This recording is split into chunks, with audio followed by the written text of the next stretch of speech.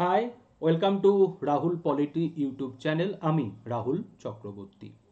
PSC assistant master mistress exam, তো এই exam নিয়ে পলিটিক্যাল সায়েন্সের ওপর আমি রাহুল পলিটি ইউটিউব চ্যানেলে তোমাদের সাথে আলোচনা করছি বিভিন্ন টপিক নিয়ে। তো ইতিমধ্যেই আমরা প্রথম ক্লাস করেছি, যে প্রথম ক্লাসে আমি স্টেট নিয়ে কিছু গুরুত্বপূর্ণ প্রশ্ন তোমাদের সাথে আলোচনা করেছি। তো আজকে সেকেন্ড ক্লাস। এই সেকেন্ড ক্লাসে আমি তোমাদের সাথে আলোচনা করব সভারেইটি থেকে কিছু গুরুত্বপূর্ণ প্রশ্ন নিয়ে। এভাবেই আমি প্রত্যেকটা বিষয় তোমাদের সাথে আলোচনা করব, এবং এই আলোচনা আমি করব এমসিকিউ প্রশ্ন নিয়ে। কিছু গুরুত্বপূর্ণ এমসিকিউ প্রশ্ন নিয়ে এক একটা টপিক আমি তোমাদের সাথে আলোচনা করব। তো তোমরা যারা পলিটিক্যাল সায়েন্সের ছাত্রছাত্রী আছো, যারা এই এক্সামে বসতে চলেছো বা বসবে, এই ক্লাসগুলো একটু দেখার চেষ্টা করবে, তাহলে সেই ক্ষেত্রে এই পরীক্ষা সম্পর্কে তোমাদের যে আইডিয়া, সেই আইডিয়া তোমাদের ক্লিয়ার হবে। 2015 সালে আমাদের পরীক্ষা হয়েছিল লাস্ট, 2015 সালের পর আবার হচ্ছে। 2015 সালের যে সিলেবাস, আপাতত সেই সিলেবাসই আমরা ফলো করব, কারণ এটুকুনটা শিওর যে ওই সিলেবাসটাই এবারও ফলো হবে এই এক্সামের ক্ষেত্রে। এবং 2015 সালে আমরা দেখেছিলাম যে কোশ্চেন যে পেপার, সেটা কিন্তু হয়েছিল ইংলিশে। তাই এইখানে যে প্রশ্ন, সেই প্রশ্নগুলো কিন্তু আমি ইংলিশেই করেছি।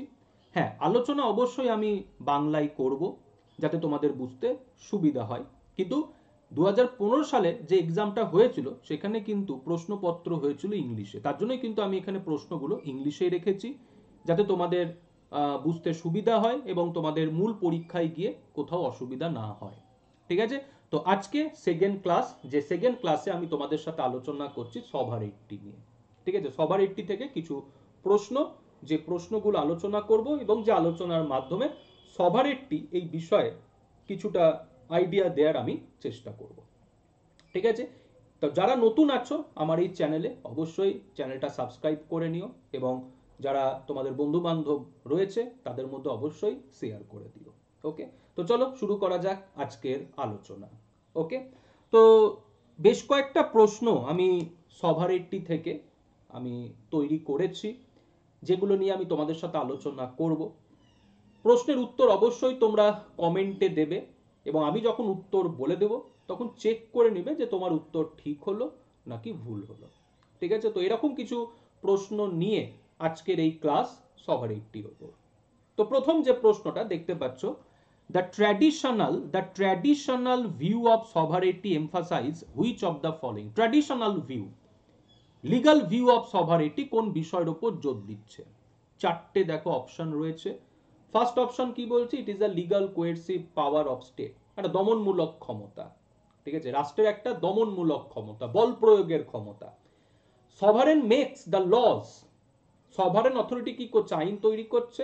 And extract obedience from the people, তাহলে সভারেন অথরিটি কি করছে? আইন তৈরি করছে এবং মানুষের আনুগত্য দাবি করছে।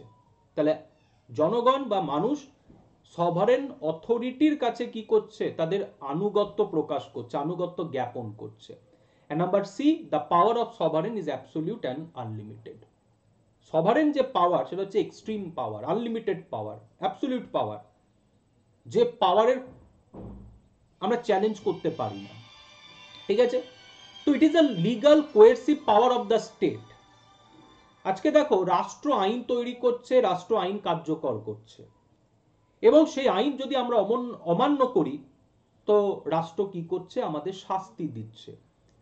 তাহলে এই যে ক্ষমতা, এই ক্ষমতা হচ্ছে রাষ্ট্রের, কারণ রাষ্ট্র সভারেন পাওয়ারের অধিকারী, তার জন্য রাষ্ট্রের এই শাস্তি দেওয়ার ক্ষমতা রয়েছে আইন অমান্যকারীকে, তাই না? তাহলে প্রথমটা যদি আমরা বলি, ঠিকই আছে এটা, it is a legal coercive power of state, কারণ স্টেট আমাদের কি করতে পারে? শাস্তি দিতে পারে আমরা যদি আইন অমান্য করি, তাই না?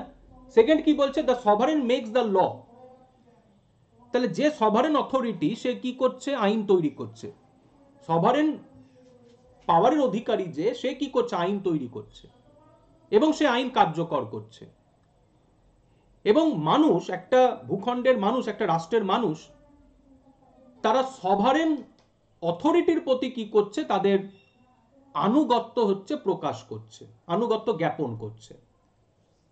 তাহলে সভারেন অথরিটির যে অধিকারী সে আইন করছে এবং মানুষের কাছ থেকে আনুগত্য কি করছে, দাবি করছে।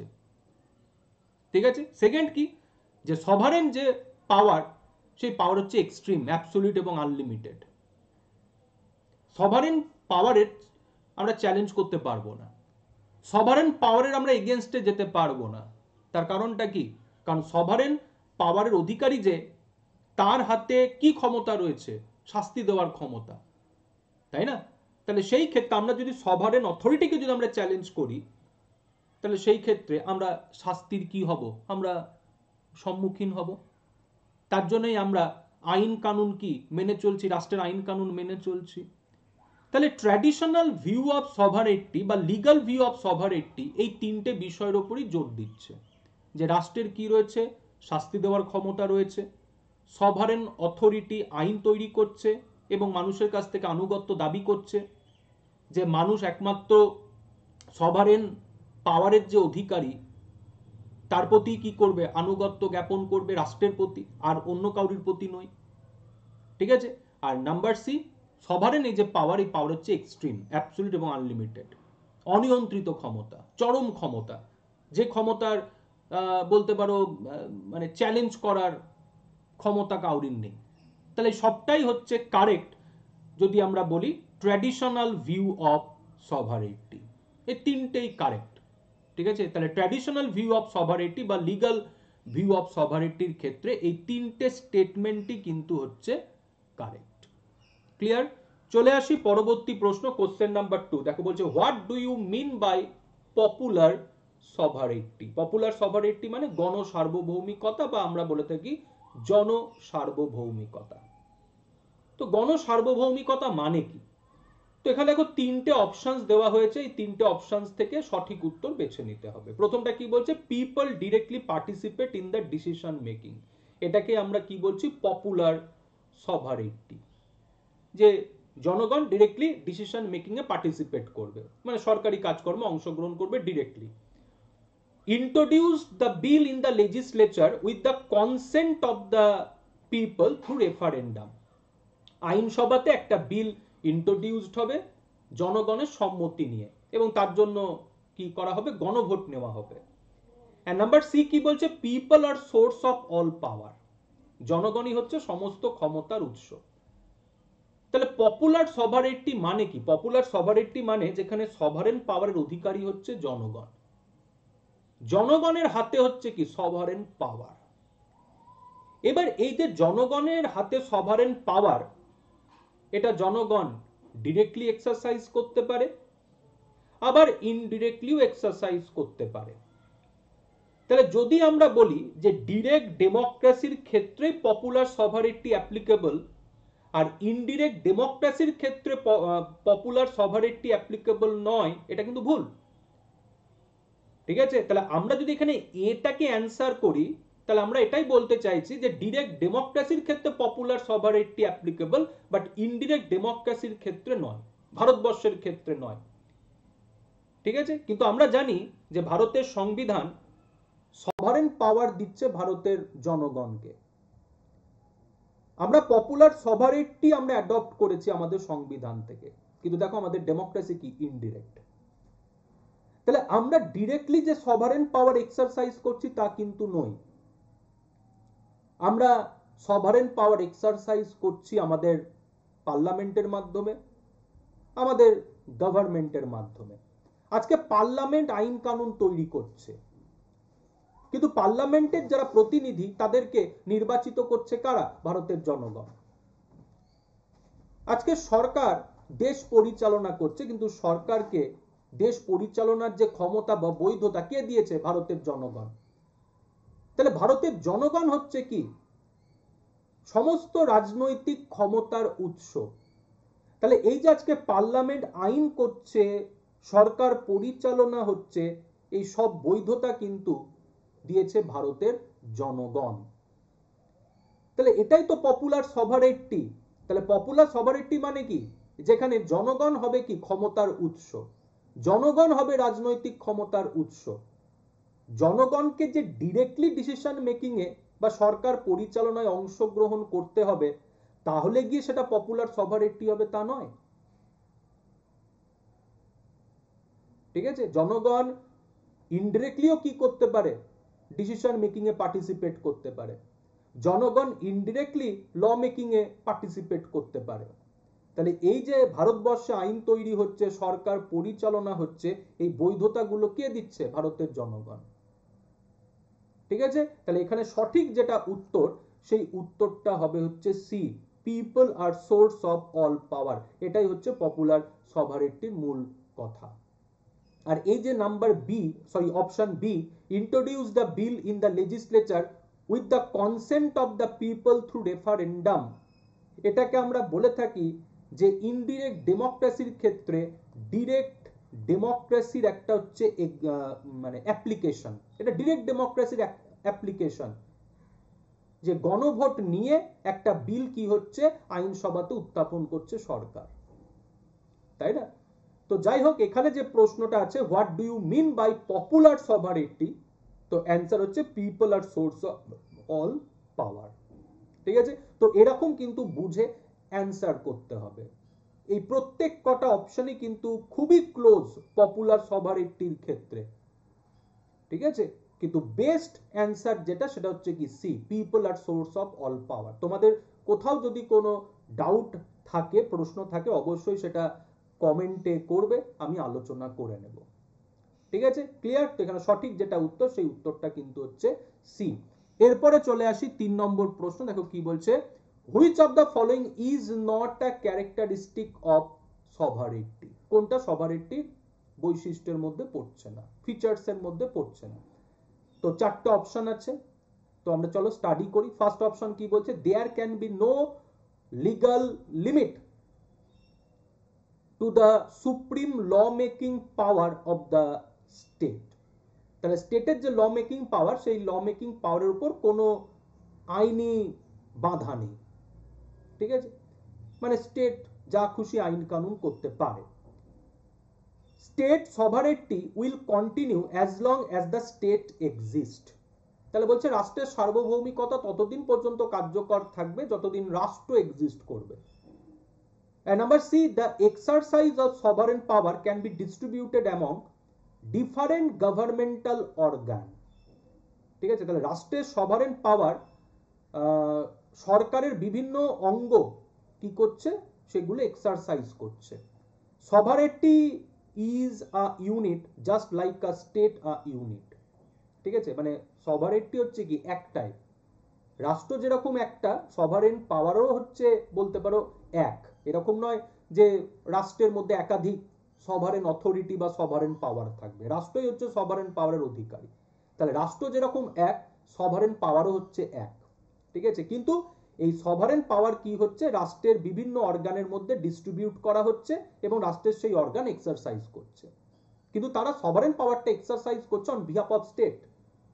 ঠিক আছে, তো চলো এবার এখান থেকে আমাদেরকে সঠিক উত্তরটা বেছে নিতে হবে। Which of the following is not a characteristic of sovereignty? তো প্রথমটা কি বলছে, there can be no legal limit to the supreme law making power of the state. তো রাষ্ট্র সভারেন পাওয়ারের অধিকারী, রাষ্ট্র আইন তৈরি করছে, রাষ্ট্রের আইন তৈরির ওপর কোনো বাধা নিষেধ, কোনো বাধ্যবাধকতা কি আছে? আজকে যেরকম যদি আমি এক্সাম্পল দিই, ব্রিটেনের পার্লামেন্ট যা খুশি আইন করতে পারে। আমরা জানি ব্রিটেনের পার্লামেন্ট হচ্ছে সভারেন, এবং ব্রিটেনের পার্লামেন্টের ক্ষমতা এইভাবে ব্যাখ্যা করা হচ্ছে যে ব্রিটেনের পার্লামেন্ট আইন করে একটা পুরুষকে নারী বা একটা নারীকে পুরুষে পরিণত করতে পারে, এরকমই পার্লামেন্টের ক্ষমতা, এবং যে আইনকে চ্যালেঞ্জ করার কোনো স্কোপ নেই। তাহলে ব্রিটেনের আজকে পার্লামেন্ট যে সভারেন, তার উপর কি কোনো লিমিটেশন আছে? এক কথাই তো যদি আমরা বলি, লিমিটেশন নেই। তাহলে সভারেন পাওয়ারের অধিকারী একটা রাষ্ট্র যে কোনো বিষয়ে কি করতে পারে, আইন কানুন করতে পারে, সেটা অভ্যন্তরীণ হতে পারে, বাহ্যিক কোনো বিষয় হতে পারে। আমরা যদি এভাবেই ভাবি যে ভারত আজকে হচ্ছে একটা সভারেন নেশন, আজকে ভারতের আইন তৈরির যে ক্ষমতা, সভারেন একটা নেশন হিসাবে এই আইন তৈরির ক্ষমতার উপর কোনো লিমিটেশন কি আছে? আজকে পার্লামেন্টের ওপর অন্য কোনো প্রতিষ্ঠানের কি বাধ্যবাধকতা আছে? তা তো নেই, তাই না? তাহলে সেই ক্ষেত্রে যদি আমরা বলি there can be no legal limit to the supreme law making power of the state. ঠিকই, এটা সভারেন্টির একটা বৈশিষ্ট্য, যে সভারেন নেশন সে স্বাধীনভাবে কি করবে, আইন কানুন তৈরি করবে। তার আইন তৈরির যে ক্ষমতা, সেই ক্ষমতার উপর কি থাকবে না, কোনো বাধা নিষেধ থাকবে না, যা খুশি আইন করবে, এরকম একটা কনসেপ্ট। তো ঠিকই আছে এটা, যদি আমরা বলি লিগাল কনসেপ্ট অফ সভারেন্টি বা ট্র্যাডিশনাল যে ভিউ সভারেন্টির, তো ঠিকই আছে এই বৈশিষ্ট্যটা। আচ্ছা, নাম্বার বি কি বলছে, state sovereignty will continue as long as the state exist. তাহলে সভারেন পাওয়ারের অধিকারী হচ্ছে রাষ্ট্র। এবার রাষ্ট্র যদি না থাকে তাহলে সভারেন পাওয়ার কি থাকবে? থাকবে না। তো আমরা কি জানি যে চারটে উপাদান নিয়ে রাষ্ট্র গঠিত হচ্ছে, তার মধ্যে একটা হচ্ছে সভারেন্টি। তাহলে আজকে ভারত রাষ্ট্র হচ্ছে সভারেন পাওয়ারের অধিকারী। তাহলে ভারত রাষ্ট্র আছে মানে সভারেন পাওয়ার আছে। এবার রাষ্ট্র যদি না থাকে তাহলে সভারেন পাওয়ার কি এক্সিস্ট করবে? কার জন্য এক্সিস্ট করবে? কারণ আমরা তো জানি যে সমাজ গঠনের জন্য সভারেন পাওয়ারের দরকার নেই, সভারেন পাওয়ারের দরকার হচ্ছে রাষ্ট্রের। তাহলে রাষ্ট্র যদি না থাকে তাহলে সভারেন পাওয়ার কি করে এক্সিস্ট করবে? করতে পারে কি? পারে না। তাহলে রাষ্ট্রের অবলুপ্তির সাথে সভারেন পাওয়ারও কি হয়ে যাবে? ডিলিট হয়ে যাবে, অ্যাবলিশড হয়ে যাবে। তাহলে বিটাও ঠিকই আছে। আচ্ছা, এবার নাম্বার সিটা দেখি কি বলছে। The exercise of sovereign power can be distributed among different governmental organ. আজকে দেখো, আইনসভা আইন করছে, এক্সিকিউটিভ সেই আইনটাকে এক্সিকিউট করছে। তো সার্বভৌমিকতার যে লিগ্যাল যে কনসেপ্ট বা ভিউ, সেটা কি বলছে, যে সভারেন পাওয়ারের অধিকারী রাষ্ট্র আইন তৈরি করবে এবং সে আইন কার্যকর করবে। তাহলে এই যে কাজ, আইন তৈরি করা, কার্যকর করা, এটা আমরা দুটো বডিকে আমরা দায়িত্ব দিতেই পারি, একটা লেজিসলেচার, একটা এক্সিকিউটিভ। তাহলে এই যে সভারেন পাওয়ার, আইন তৈরি করা বা কার্যকর করা, তাহলে আমরা এই ক্ষমতা কোনো একটা অথরিটির হাতেও দিতে পারি, আবার একাধিক অথরিটির হাতেও দিতে পারি। যেরকম আমরা কি দেখতে পাচ্ছি, লেজিসলেচার, এক্সিকিউটিভ। লেজিসলেচার আইন তৈরি করছে, এক্সিকিউটিভ সেটা ইমপ্লিমেন্ট করছে। তাহলে লেজিসলেচার যে আইন তৈরি করছে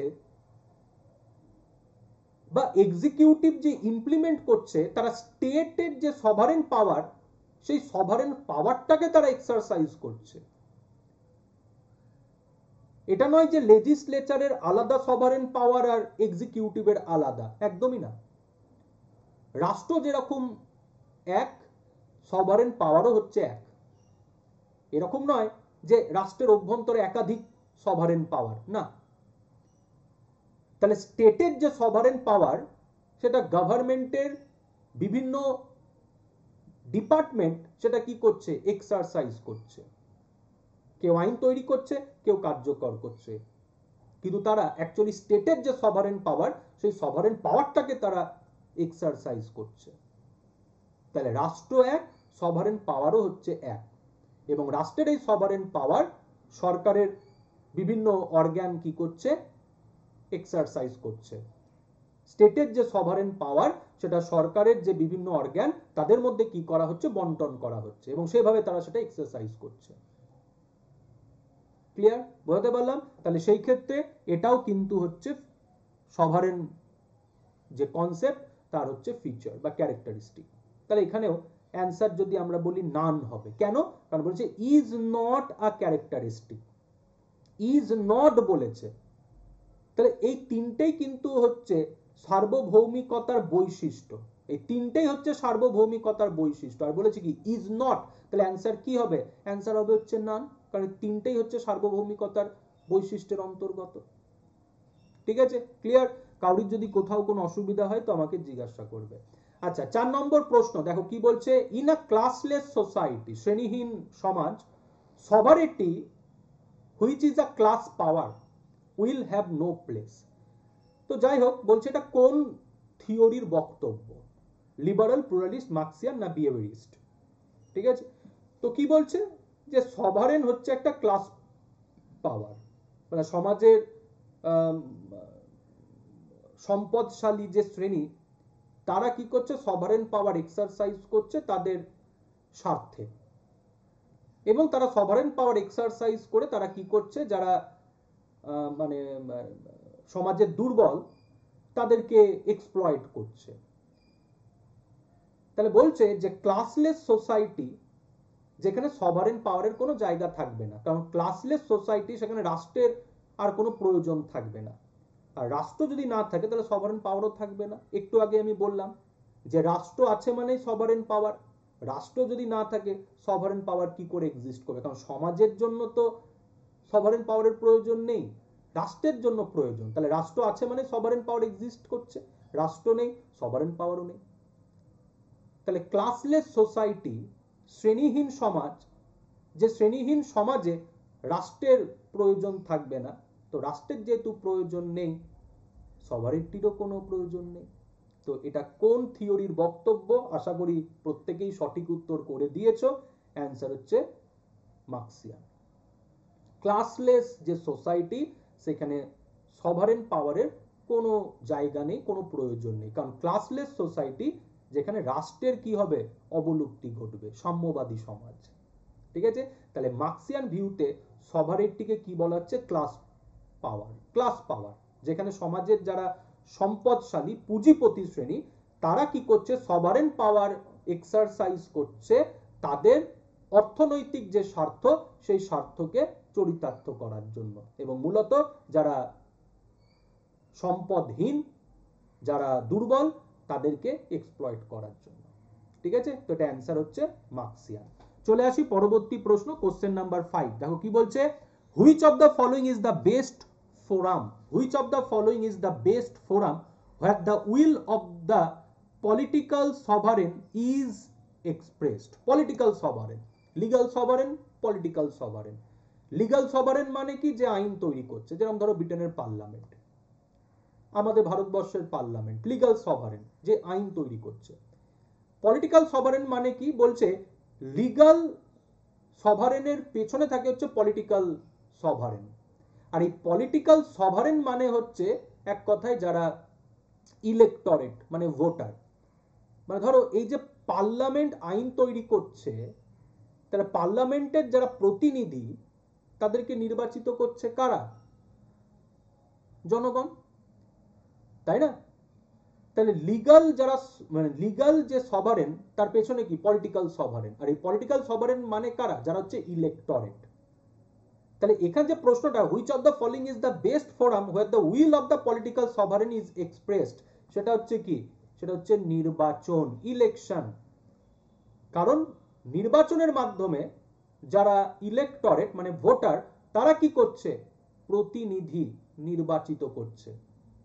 তাহলে এই যে পার্লামেন্টের যারা প্রতিনিধি তারা কি হচ্ছে, নির্বাচনের মাধ্যমে জনগণের দ্বারা কি হচ্ছে, নির্বাচিত হচ্ছে। তাহলে নির্বাচন যার মাধ্যমে পলিটিক্যাল সভারেন তার ইচ্ছাকে কি করছে, প্রকাশ করছে, যে আইনসভাতে কে যাবে, আইনসভাতে কার সংখ্যাগরিষ্ঠতা থাকবে। তাহলে লিগাল সভারেনের পেছনে হচ্ছে পলিটিক্যাল সভারেন, আর এই পলিটিক্যাল সভারেন মানে অ্যাকচুয়ালি ইলেক্টরেট বা ভোটার। তো সেই ক্ষেত্রে পলিটিক্যাল সভারেন তার ইচ্ছাকে প্রকাশ করছে নির্বাচনের মাধ্যমে। নির্বাচনের মাধ্যমে আমি আমার পছন্দের প্রতিনিধিকে বেছে নিচ্ছি, নির্বাচনের মাধ্যমে আমি আইনসভাতে সংখ্যাগরিষ্ঠতা কি করছি, তৈরি করছি নির্বাচনের মাধ্যমে, তাই না? তো এখানে সঠিক উত্তরটা হচ্ছে ইলেকশন। ঠিক এরকম প্রশ্ন, ঠিক এইরকম পড়াশোনা কিন্তু আমাদের করতে হবে, এবং তার জন্য কিন্তু আমাদেরকে বই পড়তে হবে। বই না পড়লে কিন্তু এই জায়গাগুলো তৈরি হবে না। যতই তুমি মানে কি বলবো, মানে ক্লাস বলো, মক এক্সাম বলো, টেস্ট বলো, ঠিক আছে চলো, কিন্তু তোমাকে কিন্তু টেক্সট বুক পড়তে হবে। এমসিকিউ মানে কিন্তু মাস্ট টেক্সট বুক। তো 2015 সালের সিলেবাস আমাদের সামনে রয়েছে, অ্যাভেলেবল রয়েছে, সেখানে টপিক ধরো আর টেক্সট বুক পড়া স্টার্ট করো, আন্ডারলাইন করবে, ইম্পর্টেন্ট জায়গাগুলোকে আন্ডারলাইন করবে, নোটস করো, ঠিক আছে। তো যাই হোক, আমরা যদি বলো যে স্যার কিভাবে প্রিপারেশন স্টার্ট করব, তো পলিটিক্যাল সায়েন্সের যারা স্টুডেন্ট রয়েছে, যারা এই এক্সামে বসতে চলেছো, চিন্তা ভাবনা করে নিয়েছো, কিন্তু বুঝতে পারছো না কিভাবে পড়াশোনা শুরু করবে, তো একটাই সাজেশন, পড়াশোনা শুরু করতে হবে একদম প্রথম দিন থেকে টেক্সট বুকের সাথে। টেক্সট বুক, সিলেবাস খুলো, টপিক ধরো, টেক্সট বুক পড়া স্টার্ট করো, আর ক্লাস, মক টেস্ট এগুলো তো আছে, ঠিক আছে। তো টেক্সট বুক পড়া কিন্তু স্টার্ট করো। চলো চলে আসি এবার হচ্ছে 6 নম্বর প্রশ্ন, who is consider the father of concept of popular sovereignty. Popular sovereignty মানে কি, যে সভারেন পাওয়ারের অধিকারী হবে হচ্ছে জনগণ, জনগণ হচ্ছে সভারেন পাওয়ারের অধিকারী। এবার ওই যে আমি বললাম আলোচনাতে একটু আগে, যে জনগণ সভারেন পাওয়ার ডিরেক্টলি এক্সারসাইজ করতে পারে অথবা ইনডিরেক্টলি। এটা ভাবার কোনো কারণ নেই যে ডিরেক্ট ডেমোক্রেসিতে একমাত্র পপুলার সভারেটি এক্সিস্ট করতে পারে, ইনডিরেক্ট ডেমোক্রেসিতে পপুলার সভারেটি এক্সিস্ট করবে না, এই ধারণাটাই ভুল। আজকে ভারত ইনডিরেক্ট ডেমোক্রেসি অ্যাডপ্ট করেছে, কিন্তু ভারতের সংবিধান পপুলার সভারেটিকে কি করেছে, অ্যালাউ করেছে। তো আজকে আমাদের সংবিধান সভারেন পাওয়ার দিয়েছে ভারতের জনগণকে, কিন্তু ভারত ইনডিরেক্ট ডেমোক্রেসি। তাহলে এই যে আজকে পার্লামেন্ট আইন তৈরি করছে, সরকার পরিচালিত হচ্ছে, এই যে বৈধতা, এই বৈধতা কে দিচ্ছে, ভারতের জনগণ।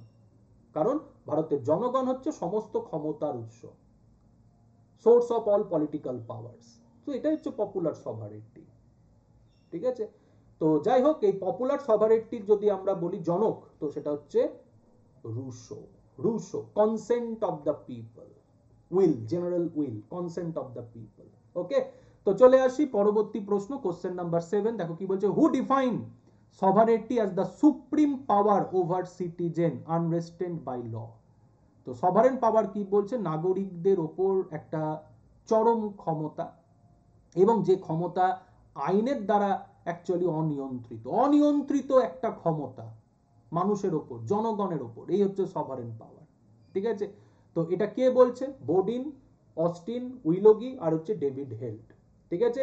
তো who define sovereignty as the supreme power over citizen unrestrained by law, অনিয়ন্ত্রিত ক্ষমতা, জনগণের ওপর অনিয়ন্ত্রিত ক্ষমতা, সভারেন পাওয়ার, ঠিক আছে। তাহলে সভারেন পাওয়ারের অধিকারী যে, সে কি করবে, আইন তৈরি করবে, সেই আইন কার্যকর করবে, এবং জনগণ যদি সেই আইন না মানে তো শাস্তি দেবে। তাহলে এরকম একটা অনিয়ন্ত্রিত ক্ষমতা হচ্ছে সভারেন পাওয়ার, ঠিক আছে। তো এটা কার ডেফিনেশন, এটা হচ্ছে বোদার ডেফিনেশন, ঠিক আছে, বোদা। চলে আসি পরবর্তী question number 8, the monistic of sovereignty was propounded by.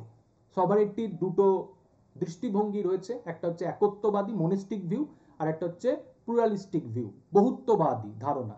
একত্ববাদী ধারণা আর হচ্ছে বহুত্ববাদী ধারণা। তো একত্ববাদী যে ধারণা, সেই ধারণা কে প্রথম প্রোপাউন্ড করেছিলেন, মানে ইন্ট্রোডিউসড করেছিলেন? তো এখানে অপশনে দেখতে পাচ্ছ, অস্টিন রয়েছে, ম্যাকালভার রয়েছে, ডুগুইটি রয়েছে, কার্বে। তো আশা করি এই উত্তর তোমরা প্রত্যেকেই দিতে পারবে যারা পলিটিক্যাল সায়েন্সের ছাত্রছাত্রী আছো। তো একত্ববাদ, ঠিক আছে, সভারেটির যে একত্ববাদ, সেই একত্ববাদী তত্ত্বের যদি আমরা বলি উদ্ভাবক, ঠিক আছে, তো অ্যান্সারটা জন অস্টিন। জন অস্টিন, যিনি সভারেটির একত্ববাদকে তিনি তত্ত্বের প্রচারক, বা লিগাল ভিউ অফ সভারেটির তিনি হচ্ছেন প্রচারক, ঠিক আছে, লিগাল ভিউ অফ সভারেটি।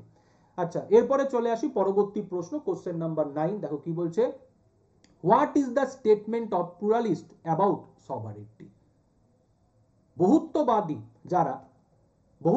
যারা, সভারেটি সম্পর্কে তাদের যে স্টেটমেন্ট, সেই স্টেটমেন্টটা কি? তো এখানে তিনটে স্টেটমেন্ট আছে, এই তিনটে স্টেটমেন্টের মধ্যে আমাদেরকে আইডেন্টিফাই করতে হবে যে বহুত্ববাদীদের স্টেটমেন্ট কোনটা সভারেটি সম্পর্কে। প্রথমটা কি বলছে, laws are obeyed because of the fear of punishment. মানুষ আইন মেনে চলে শাস্তির ভয়। তাহলে ওই যে আমরা যে ট্র্যাডিশনাল ভিউ অফ সভারেন্টি বা লিগাল ভিউ অফ সভারেন্টি আমরা যে আলোচনা করলাম, সেখানে তো আমরা এটাই দেখলাম যে রাষ্ট্রের হাতে কি রয়েছে? বল প্রয়োগের ক্ষমতা, দমনমূলক ক্ষমতা। রাষ্ট্র আইন তৈরি করছে, আইন কার্যকর করছে, এবং যে আইন মানবে না তাকে কি করবে? শাস্তি দেবে। তাহলে পানিশমেন্টের ভয়ে মানুষ আইন মেনে চলে, কারণ রাষ্ট্র যেহেতু সভারেন পাওয়ারের অধিকারী, তাই রাষ্ট্রের কি রয়েছে? বল প্রয়োগের ক্ষমতা রয়েছে, দমন পীড়নের ক্ষমতা আছে। তাহলে মানুষ ভয়ে, পানিশমেন্টের ভয়ে, পীড়নের ভয়ে আইন কানুন মেনে চলছে।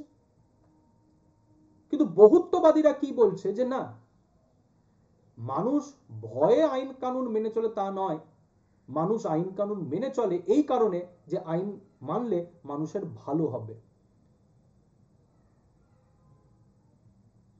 আইন মানলে মানুষের ভালো হবে, এর জন্য মানুষ আইন কানুন মেনে চলে, শাস্তির ভয় নয়। নিজের ভালোর জন্য, সমাজের ভালোর জন্য মানুষ আইন কানুন মেনে চলে। তাহলে বহুত্ববাদীরা কি বলছে?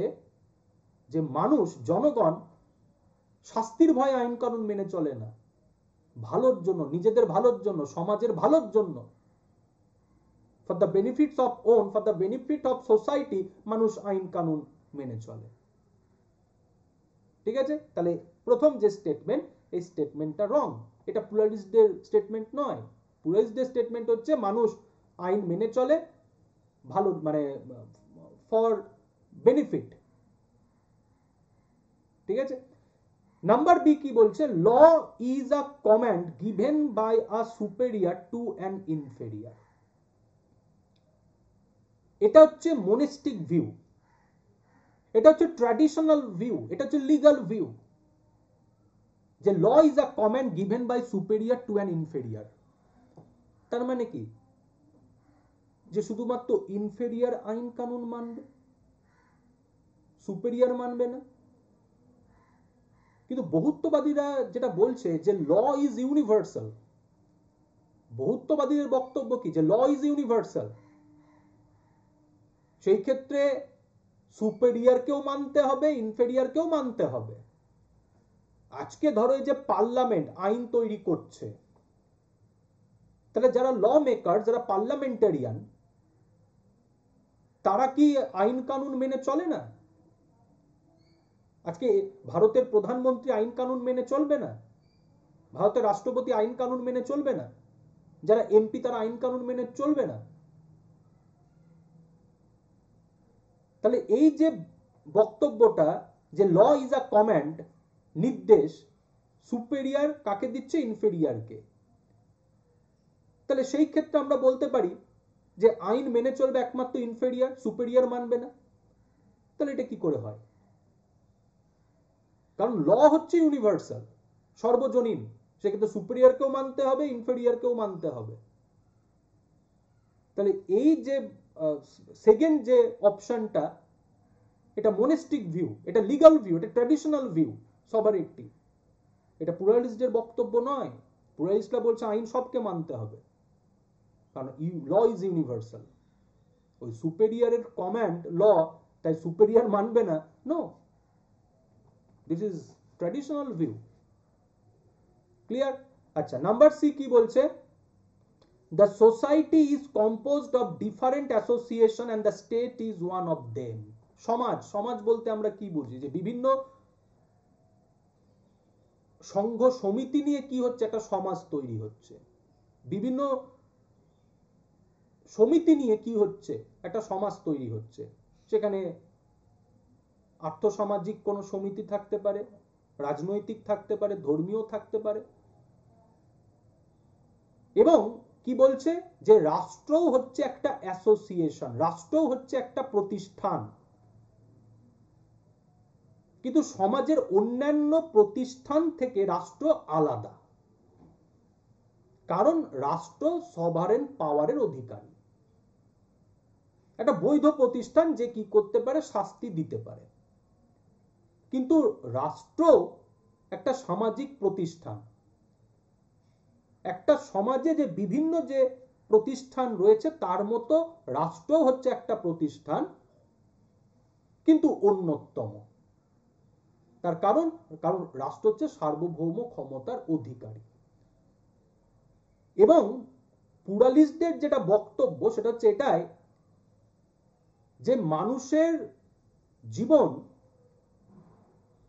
সামগ্রিকভাবে সমাজের বিভিন্ন প্রতিষ্ঠানের দ্বারা প্রভাবিত। মানুষের বিকাশের ক্ষেত্রে একমাত্র রাষ্ট্র ভূমিকা পালন করে না। রাষ্ট্রই একমাত্র রোল প্লে করে মানুষের ডেভেলপমেন্টের জন্য, মানুষের বিকাশের জন্য একদমই না। সমাজের অন্যান্য যে আর্থসামাজিক, রাজনৈতিক, ধর্মীয় যে প্রতিষ্ঠানগুলো রয়েছে সেইগুলো সমান গুরুত্বপূর্ণ, অপরিহার্য একটা মানুষের জীবনের ক্ষেত্রে, জীবন গঠনের ক্ষেত্রে। তাহলে সেই ক্ষেত্রে মানুষের আনুগত্য শুধুমাত্র রাষ্ট্রের প্রতি থাকবে তা নয়, এই সমস্ত প্রতিষ্ঠানের প্রতিও থাকবে। মানে বহুত্ববাদীদের বক্তব্য যে মানুষের আনুগত্য ভাগ হওয়া প্রয়োজন। ওই শুধুমাত্র রাষ্ট্রের প্রতি থাকবে এই কারণে যে রাষ্ট্র সভারেন পাওয়ারের অধিকারী, রাষ্ট্রই একমাত্র মানুষের ভালো করতে পারে, মানুষের জীবন গঠনে ভূমিকা পালন করতে পারে, আর অন্যান্য সামাজিক প্রতিষ্ঠানের কোনো ভূমিকা নেই মানুষের জীবন গঠনের ক্ষেত্রে। বহুত্ববাদীরা এই বক্তব্যকে অস্বীকার করছে। তাই বহুত্ববাদীদের যে বক্তব্য যে সমাজের অন্যান্য প্রতিষ্ঠানের মতো রাষ্ট্র হচ্ছে একটা প্রতিষ্ঠান যা মানুষের জীবন গঠনে ভূমিকা পালন করছে। তাই মানুষ যেরকম রাষ্ট্রের প্রতি তার আনুগত্য প্রকাশ করবে, জ্ঞাপন করবে, সেরকম সমাজের অন্যান্য প্রতিষ্ঠানের প্রতিও তার আনুগত্য প্রকাশ করবে, জ্ঞাপন করবে। ঠিক আছে? তো এখানে যদি আমরা বলি যে সঠিক উত্তর, সেই সঠিক উত্তর হবে হচ্ছে সি। ঠিক আছে? আমি আবারও বলছি, কাউরির যদি কোথাও কোনো ডাউট থাকে আমার আলোচনা বা আমার উত্তর নিয়ে, অবশ্যই হচ্ছে কমেন্টে আমাকে জানাবে, আমি আলোচনা করে নেব। ঠিক আছে? চলে আসি আজকের আমাদের সেশনের লাস্ট প্রশ্ন নিয়ে। কি বলছে? Sovereignty can be limited by which of the following. তো আমরা দেখো কি বলছিলাম যে সভারেন পাওয়ার আনলিমিটেড, আনরেস্ট্রিক্টেড, ঠিক আছে, অ্যাবসোলিউট। সভারেন পাওয়ারকে আমরা লিমিট করতে পারি না, কোনো লিমিটেশন আনতে পারি না। কিন্তু মডার্ন যে কনসেপ্ট, সেখানে আমরা কি বলছি যে সভারেন পাওয়ার আনলিমিটেড নয়, লিমিটেড, এবং বিভিন্ন কারণে। তো এখানে দেখো কিছু রিজন আমি এখানে দিয়েছি। Religion and morality, constitution of the state, মানে দেশের রাষ্ট্রের সংবিধান, international law, international treaties and convention.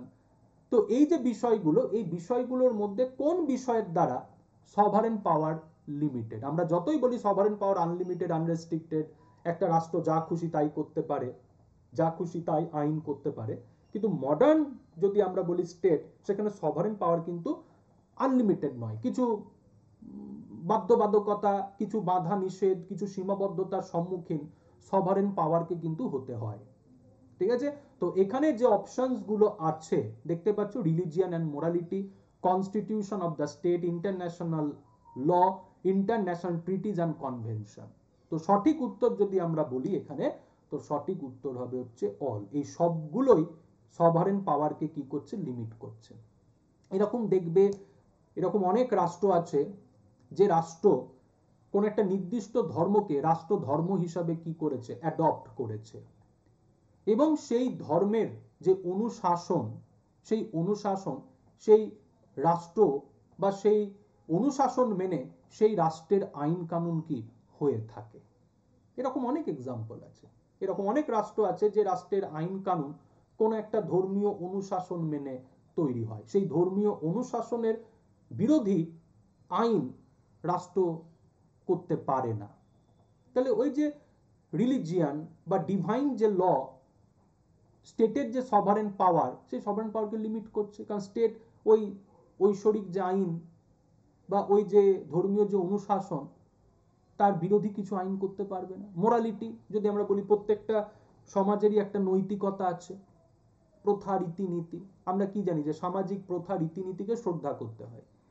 সামাজিক প্রথা, রীতিনীতিকে যদি আমরা শ্রদ্ধা না করি, তাহলে সেই ক্ষেত্রে রাষ্ট্র কি হতে পারে, ক্ষতির সম্মুখীন হতে পারে।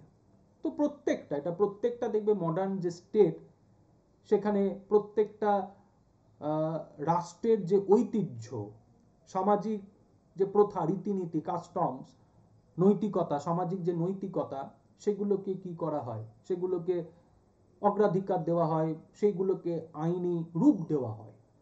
তাহলে মোরালিটিও একটা লিমিটেশন। কনস্টিটিউশন, দেখো আজকে পার্লামেন্ট, আমাদের পার্লামেন্ট আইন করতে পারে। পার্লামেন্টের যদি আমরা বলি যে আইন তৈরির যে ক্ষমতা, সেই ক্ষমতার উপর তো লিমিটেশন আছে, সংবিধান। তাহলে আজকে পার্লামেন্ট আইন তৈরি করছে, কিন্তু পার্লামেন্ট যা খুশি আইন যে তৈরি করতে পারবে তা তো নয়। পার্লামেন্ট ভারতের সংবিধানের বিরোধী কোন আইন করতে পারবে না।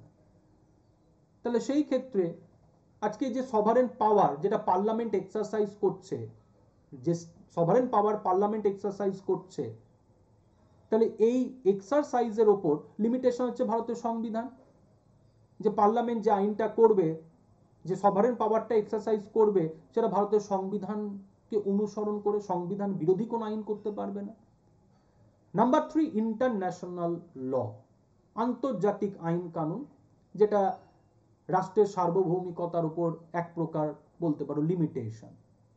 এবং রাষ্ট্র যে সমস্ত আন্তর্জাতিক চুক্তি বা আন্তর্জাতিক যে সমস্ত কনভেনশনে পার্টিসিপেট করছে, সেখানে কোনো প্রস্তাব গ্রহণ করছে, তো একটা রাষ্ট্রকে আন্তর্জাতিক এই আইন, আন্তর্জাতিক চুক্তি, কনভেনশনের যে রেজলিউশন, সেই রেজলিউশন মেনে একটা রাষ্ট্রকে কি করতে হয়, তার যে কার্যকলাপ, সেই কার্যকলাপ পরিচালনা করতে হয়।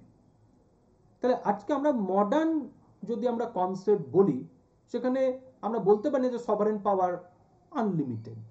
সভারেন পাওয়ার এই যে বিষয়গুলো, এই বিষয়গুলোর দ্বারা কিন্তু লিমিটেড। ঠিক আছে, তো এই ছিল আজকের আলোচনা তোমাদের সাথে।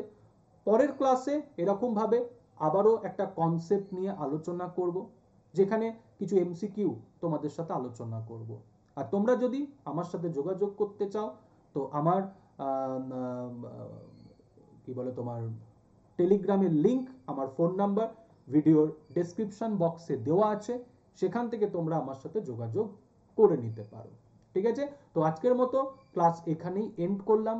দেখা হবে তোমাদের সাথে আবার পরবর্তী ক্লাসে, যেখানে আবারও একটা কোনো কনসেপ্ট নিয়ে এরকম ভাবে তোমাদের সাথে আলোচনা করব। এবং আমি আবারও বলছি, যদি কোনো প্রয়োজন থাকে তো অবশ্যই আমার সাথে যোগাযোগ করে নিও।